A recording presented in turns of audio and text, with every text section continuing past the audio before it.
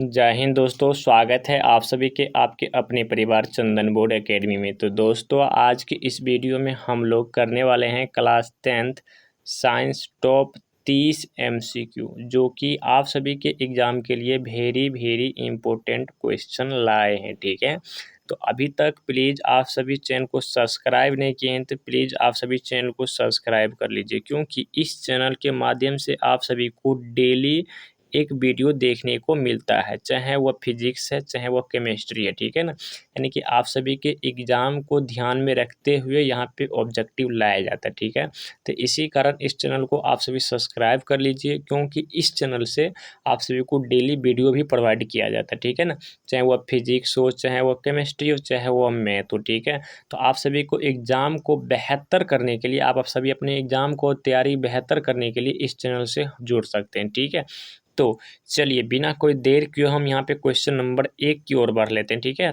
Question number 1 देखिए क्या कर रहा है। पदार्थ की वह अवस्था जिसमें उसके कण सबसे अधिक पास होते हैं। क्या बोल रहा है? पदार्थ की वह अवस्था जिसमें उसके कण सबसे अधिक पास होते हैं। ठीक है, तो वह होता है ठोस। तो इसका ऑप्शन नंबर यहाँ पे ए करेक्ट आंसर हो जाएगा। क्या इसका ऑप्शन नंबर यहाँ पे ए करेक्ट आंसर हो जाएगा, ठोस। चलिए उसका क्वेश्चन नंबर हम यहाँ पे 2 की ओर बढ़ते हैं। तो क्वेश्चन नंबर 2 देखिए क्या कर रहा है। क्वेश्चन नंबर 2 का आ रहा है कि इस जल का रासायनिक सूत्र क्या है।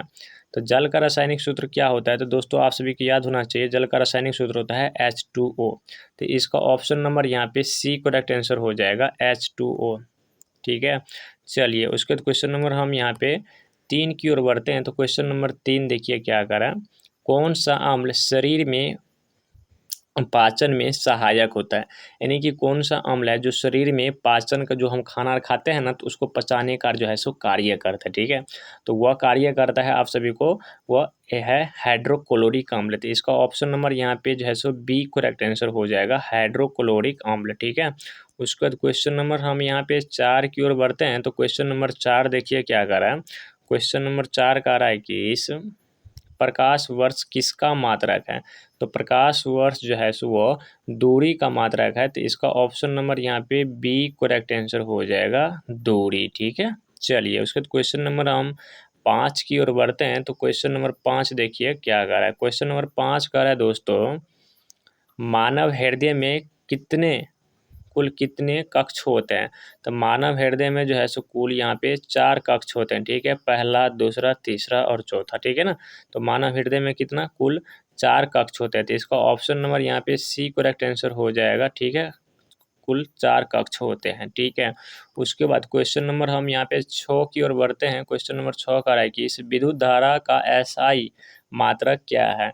तो विद्युत धारा का जो है एसआई मात्रक एम्पियर होता है। तो इसका ऑप्शन नंबर यहाँ पे डी करेक्ट आंसर हो जाएगा, विद्युत धारा का एसआई मात्रक एम्पियर। ठीक है, उसके बाद क्वेश्चन नंबर हम यहाँ पे 7 की ओर बढ़ते हैं। तो क्वेश्चन नंबर 7 देखिए क्या कर रहा है। प्रकाश का परावर्तन होता है जब वह किस सतह से टकराता है, यानी कि प्रकाश का परावर्तन कब होता है, वह किस सतह से टकराता है तो प्रकाश का परावर्तन होता है। ठीक है, तो वह प्रतिबिंब सतह से जब टकराएगा तभी होगा। ठीक है, तो इसका ऑप्शन नंबर यहाँ पे सी करेक्ट आंसर हो जाएगा। ठीक है ना, चलिए उसके बाद क्वेश्चन नंबर हम यहाँ पे क्वेश्चन नंबर 8 की ओर बढ़ते हैं। क्वेश्चन नंबर 8 का है कि इसे सबसे हल्का गैस कौन सा होता है। तो दोस्तों आप सभी को याद होना चाहिए, सबसे हल्का गैस जो है वो हाइड्रोजन होता है। क्या, वो हाइड्रोजन होता है। तो इसका ऑप्शन नंबर यहाँ पे डी करेक्ट आंसर हो जाएगा, हाइड्रोजन। उसके बाद क्वेश्चन नंबर हम यहाँ पे 9 की ओर बढ़ते हैं। तो क्वेश्चन नंबर 9 देखिए क्या कर रहा है। दर्पण में बनने वाला प्रतिबिंब क्या कहलाता है, यानी कि जो आप शीशा से जो देखते हैं, जो इसमें आप चेहरा देखते हैं शीशा से, तो दर्पण में बनने वाला प्रतिबिंब जो है वह क्या कहलाता है। तो दोस्तों वह कहलाता है आप सभी को काल्पनिक। कौन कहलाता है, वह काल्पनिक। तो इसका ऑप्शन नंबर यहाँ पे बी करेक्ट आंसर हो जाएगा, काल्पनिक। उसके बाद क्वेश्चन नंबर हम यहाँ पे 10 की ओर बढ़ते हैं। तो क्वेश्चन नंबर 10 देखिए क्या कर रहा है। वृत्ताकार गति में चलने वाली वस्तु की गति होती है, वृत्ताकार गति में चलने वाली वस्तु की गति होती है, तो वो होती है घूर्णन गति। कौन होता है, तो वो होती है घूर्णन गति। तो इसका ऑप्शन नंबर यहाँ पे बी करेक्ट आंसर हो जाएगा। ठीक है, चलिए अब हम क्वेश्चन नंबर 11 की ओर बढ़ते हैं दोस्तों। तो क्वेश्चन नंबर 11 देखिए क्या कर रहा है। क्वेश्चन नंबर 11 का रहा है क्या जल में बिजली प्रवाहित करने के लिए कौन सा अम्ल उपयोग किया जाता है। यानी कि जल है, ठीक है, ये मान के चलिए जल है, ऐसे ऐसे करके ये जल है, इसमें बिजली प्रभावित करने के लिए कौन सा अम्ल का जो है सो उपयोग किया जाता है, ठीक है। तो वह किया जाता है सल्फ्यूरिक अम्ल का। कौन सा? तो वह किया जाता है सल्फ्यूरिक अम्ल का। तो इसका ऑप्शन नंबर यहाँ पे सी करेक्ट आंसर हो जाएगा, सल्फ्यूरिक अम्ल, ठीक है। तो दोस्तों अभी तक आप सभी चैनल को वीडियो को लाइक नहीं किए तो प्लीज़ आप सभी वीडियो को लाइक कर दीजिए, और अभी तक आप सभी चैनल को सब्सक्राइब नहीं किए तो प्लीज़ आप सभी चैनल को सब्सक्राइब भी कर लीजिए, ठीक है, और अपने दोस्तों के पास शेयर भी कर दीजिए, ठीक है। चलिए हम यहाँ पे क्वेश्चन नंबर यहाँ पे 12 की ओर बढ़ते हैं। डीएनए की पूर्ण रूप क्या होती है। तो डीएनए की पूर्ण रूप क्या होती है। तो डीएनए कहे तो इसकी के मदद से जो है सो हम आदमी के बारे में, किसी के बारे में पता कर सकते हैं इसका गुणसूत्र कहाँ पे क्या है, नहीं है, ठीक है ना। तो डीएनए चेक होता है तभी जाके पता चलता है कहाँ पे क्या है, ठीक है। तो डीएनए की पूर्ण रूप क्या है। तो डीएनए की पूर्ण रूप है डेरोक्सी न्यूक्लिक एसिड। इसको ऑप्शन नंबर यहाँ पे एक करेक्ट आंसर हो जाएगा, ठीक है ना। चलिए उसके बाद क्वेश्चन नंबर हम यहाँ पे 13 की ओर बढ़ते हैं। तो क्वेश्चन नंबर देखिए 13 क्या कर रहा है, तंत्रिका तंत्र का मुख्य भाग क्या है।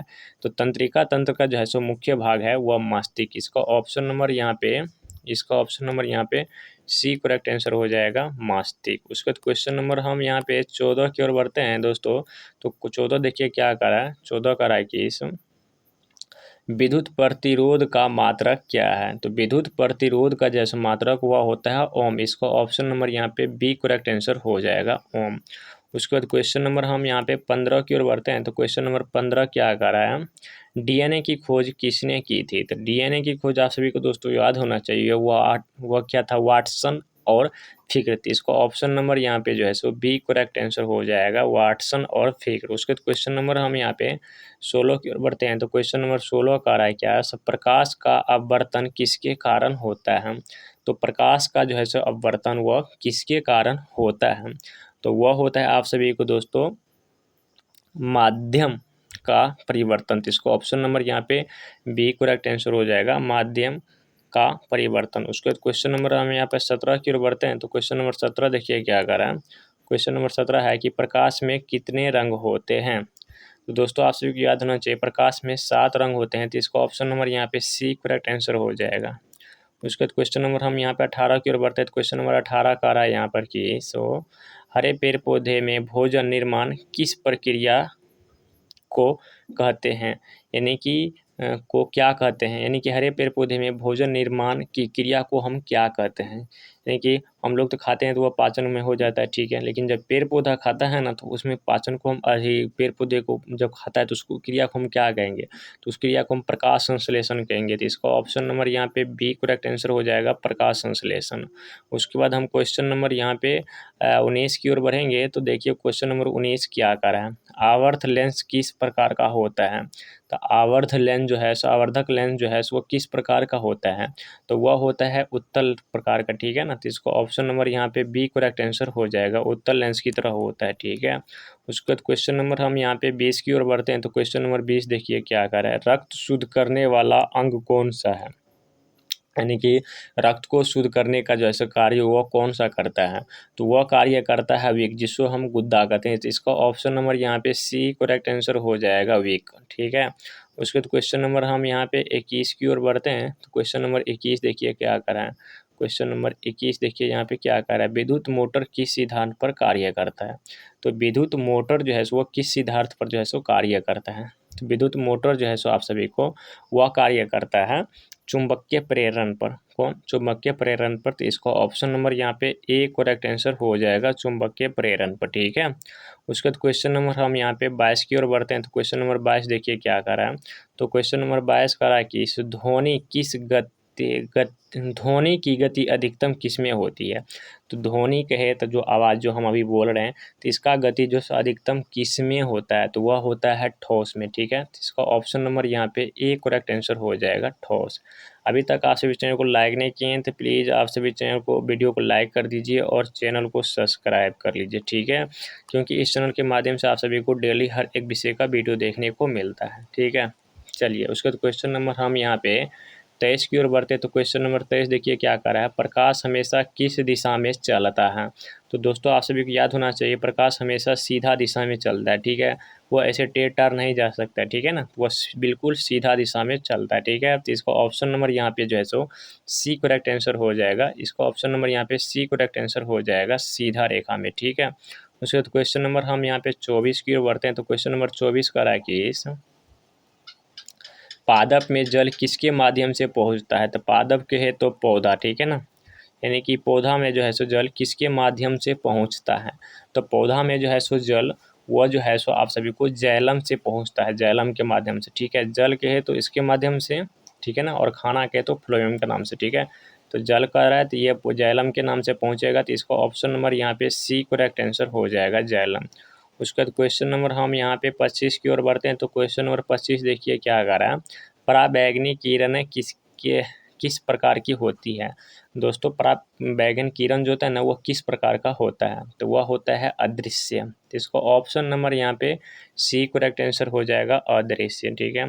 तो आप सभी को यह क्लास भी कैसा लग रहा है तो कमेंट करते जाइएगा, हाँ सर ये कैसा क्लास किस तरीक़ा से लग रहा है, ठीक है ना। चलिए उसके बाद क्वेश्चन नंबर हम यहाँ पे 26 की ओर बढ़ते हैं तो क्वेश्चन नंबर 26 का रहा है कि मानव शरीर में सबसे बड़ी ग्रंथि कौन सी है। तो मानव शरीर में सबसे बड़ी ग्रंथि दोस्तों आप सभी को यहाँ पे जो है सो यकृत है, ठीक है। इसको ऑप्शन नंबर यहाँ पे ए करेक्ट आंसर हो जाएगा, यकृत, ठीक है। आप सभी क्वेश्चन को याद भी करते जाइएगा, ठीक है। चलिए उसके बाद क्वेश्चन नंबर हम यहाँ पे 27 की ओर बढ़ते हैं तो क्वेश्चन नंबर 27 देखिए कह रहा है ओजोन परत का क्या कार्य है। तो ओजोन परत का जैसे वह कार्य है यूवी किरणों से रक्षा करना, ठीक है। तो इसका ऑप्शन नंबर यहाँ पे सी करेक्ट आंसर हो जाएगा, यूवी किरणों से रक्षा करना। उसके क्वेश्चन नंबर हम यहाँ पे 28 की ओर बढ़ते हैं, अस्थायी चुंबक किससे बनते हैं। तो दोस्तों जैसा कि आप सभी को याद होना चाहिए, अस्थायी चुंबक जो है वो स्टील से बनता है, तो इसका ऑप्शन नंबर यहाँ पे सी करेक्ट आंसर हो जाएगा। उसके बाद क्वेश्चन नंबर हम यहाँ पे 29 की ओर बढ़ते हैं तो क्वेश्चन नंबर 29 देखिए क्या कर रहा है, सौर ऊर्जा का मुख्य स्रोत क्या है। तो दोस्तों सौर ऊर्जा का मुख्य स्रोत यहाँ पे सूर्य हो जाएगा, इसका ऑप्शन नंबर यहाँ पे सी करेक्ट आंसर हो जाएगा। उसके बाद क्वेश्चन नंबर हम यहाँ पे 30 की ओर बढ़ते हैं जो कि ये क्वेश्चन मेरा लास्ट है। क्वेश्चन नंबर 30 कह रहा है न्यूटन का तीसरा नियम क्या कहता है। तो न्यूटन का तीसरा नियम कहता है क्या, क्रिया के बराबर विपरीत प्रतिक्रिया, यानी कि आप जितना फोर्स दीजिएगा, इधर मान के चलिए 5 फोर्स लगा रहे हैं, ठीक है, मतलब 5 के, तो इधर भी क्या लगेगा 5 के ही टाइप में लगेगा, ठीक है ना। मतलब आप इधर 5 लगा रहे हैं तो इधर भी कितना लगेगा 5, मतलब आप जिधर जितना लगा रहे हैं उससे उतना ही आपस आपको दिया जाएगा, ठीक है। तो इसका ऑप्शन नंबर यहाँ पे जो है सो ए करेक्ट आंसर हो जाएगा, ठीक है। तो ये रहा लास्ट क्वेश्चन, टॉप 30 क्वेश्चन लाए थे आप सभी के एग्जाम के लिए, ठीक है। तो प्लीज़ आप सभी इस क्वेश्चन को बहुत ही अच्छा तरीका से रट जाइएगा, ठीक है ना, बहुत ही अच्छा तरीका से रट जाइएगा, यानी कि याद कर लीजिएगा, ठीक है। आपके एग्जाम के लिए काफ़ी महत्वपूर्ण है, ठीक है ना, इसको अच्छा तरीका से रट जाइएगा, ठीक है। और अपने दोस्तों में भी शेयर कर दीजिएगा, और अभी तक क्लास को लाइक नहीं किए हैं तो आप सभी लाइक कर लीजिए, ठीक है, फटाक से ना। उसका चैनल को सब्सक्राइब नहीं किए हैं तो जल्दी से आप सभी इसको सब्सक्राइब कर लीजिए, ठीक है। क्योंकि इसी कारण चैनल को सब्सक्राइब करना है, क्योंकि इस चैनल पर जैसे आप सभी को डेली हर एक विषय का वीडियो मिलता है, ताकि इस चैनल को सब्सक्राइब करने से आप सभी का हर एक विषय का वीडियो अच्छा तरीक़ा से कवर